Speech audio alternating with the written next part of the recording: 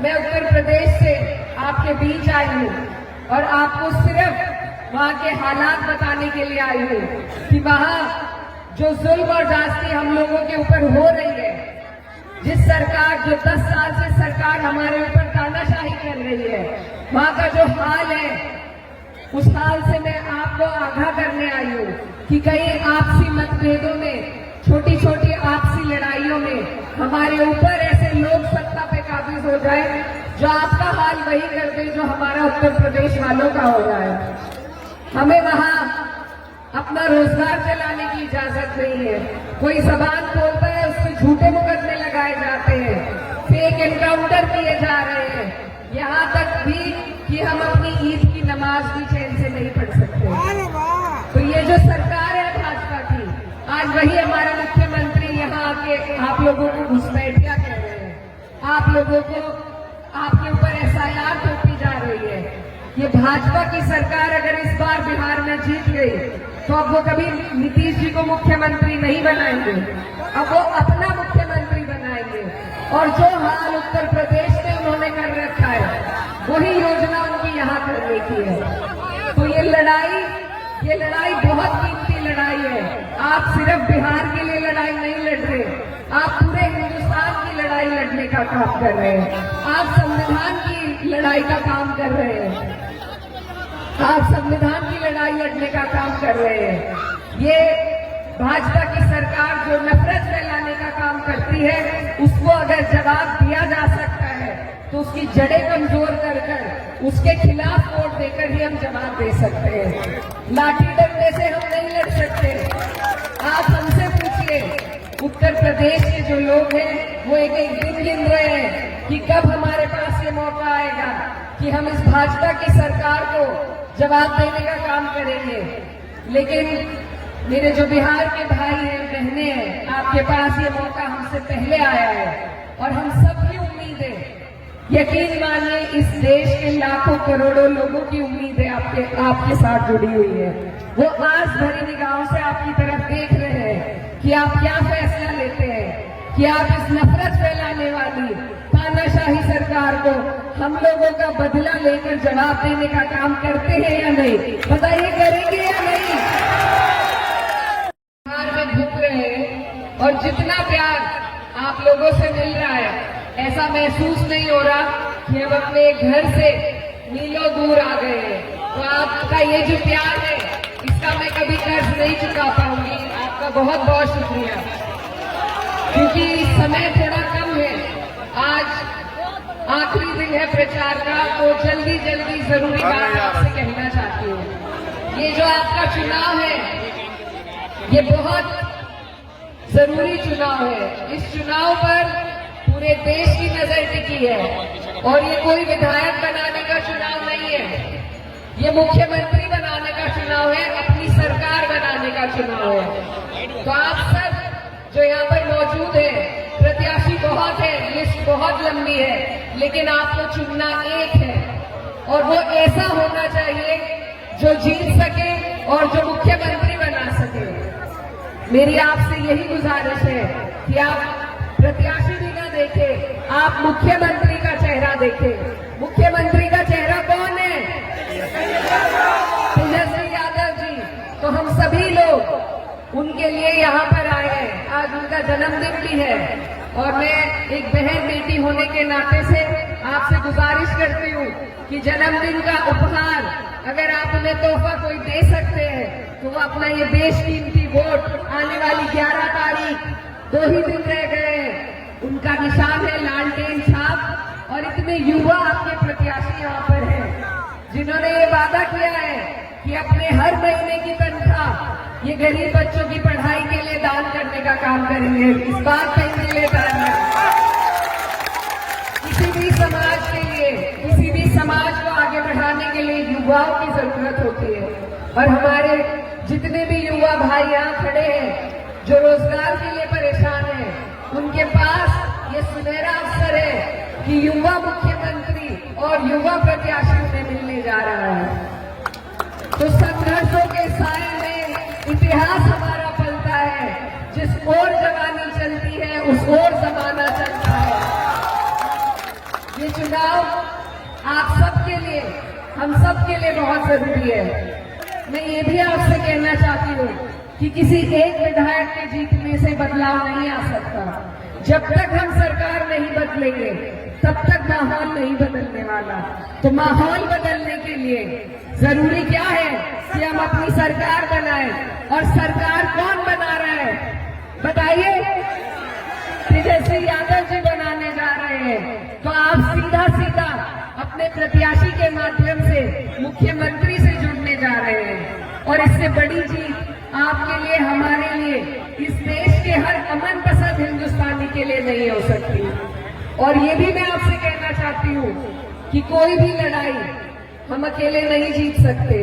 हमें जरूरी है कि हम सब 36 बिरादरी, सर्व समाज को साथ लेकर चले, एक दूसरे की ढाल बने, तभी हम आगे बढ़ सकते हैं। जब वक्फ का कानून लाया गया तो सिर्फ 24 सांसद मुसलमान थे, लेकिन 208 लोग जो हमारे साथ खड़े हुए थे कंधे से कंधा मिलाकर, वो सभी हमारे हिंदू भाई थे।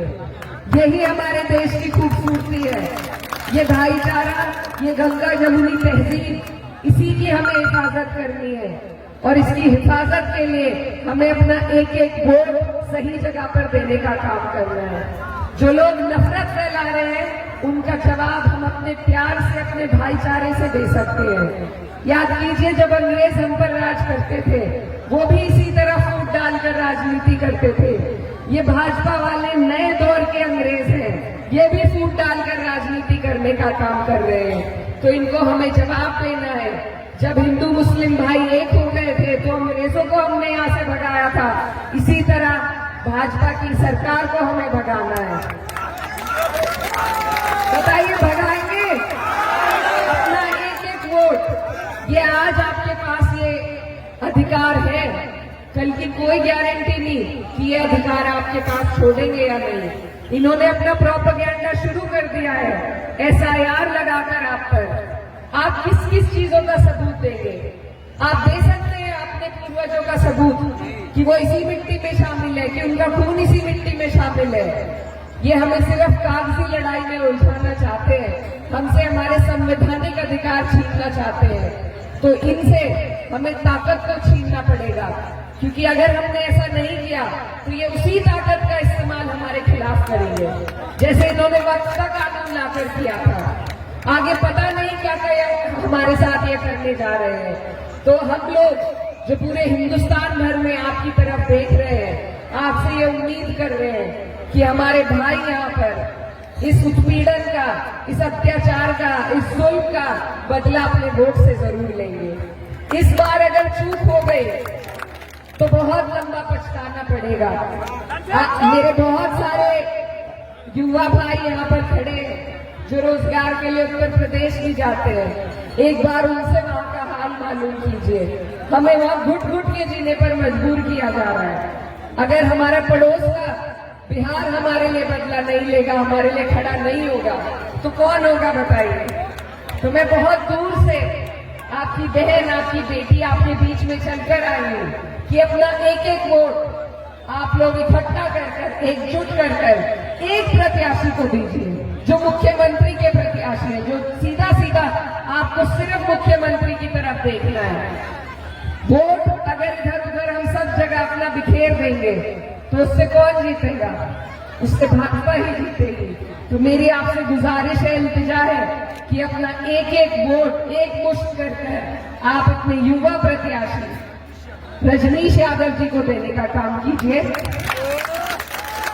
ये आपकी नहीं, ये सिर्फ आपकी नहीं, हम सब की जीत होगी जो दुखी है इस सरकार से, इस सरकार के उत्पीड़न से।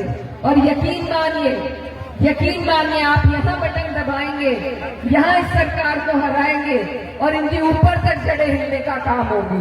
तो ये बहुत बड़ा काम आप करने जा रहे हैं, बताइए करेंगे या नहीं?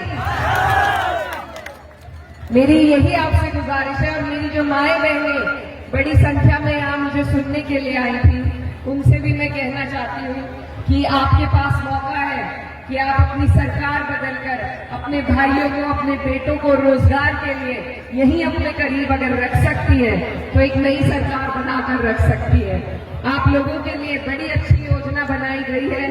तेजस्वी जी कल कहकर गए कि हर महीने 2500 रुपए वो महिलाओं को देने का काम करेंगे, और यही नहीं 2500 12 महीने में 30,000 होते हैं, और आने वाली 14 जनवरी को आपके अकाउंट में 30,000 सीधे सीधे पहुंचने का काम होगा, ऐसा उनका मानना है।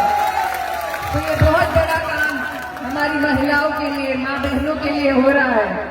और मुझे ये भी सुनने में आया कि कुछ लोग वोट खरीदने की कोशिश कर रहे हैं। तो मेरी माएं बहनें, आप उन्हें जवाब दीजिए कि हम ईमान के लोग हैं, हमारा जमीर जिंदा है, हम वोट के लिए बिकते नहीं है, हम नहीं बिकेंगे। हम अपनी आने वाली नस्लों के लिए, उनकी तरक्की के लिए वोट देंगे। आज हम इस देश में ऐसे हाशिए पे खड़े हैं कि अगर हमने बदलाव नहीं किया तो हमारे जो आने वाली नस्लें हैं वो हमसे सवाल करेंगी। तो इसीलिए आपसे मेरी गुजारिश है कि आप बहुत बड़ा काम करने जा रहे हैं इस चुनाव के माध्यम से। बस बहुत सूझबूझ कर चुपचाप आपको लालटेन छाप पर वोट देने का काम करना है। कोई और तरीका नहीं है बदलाव का, कोई और तरीका नहीं है इनसे लड़ने का।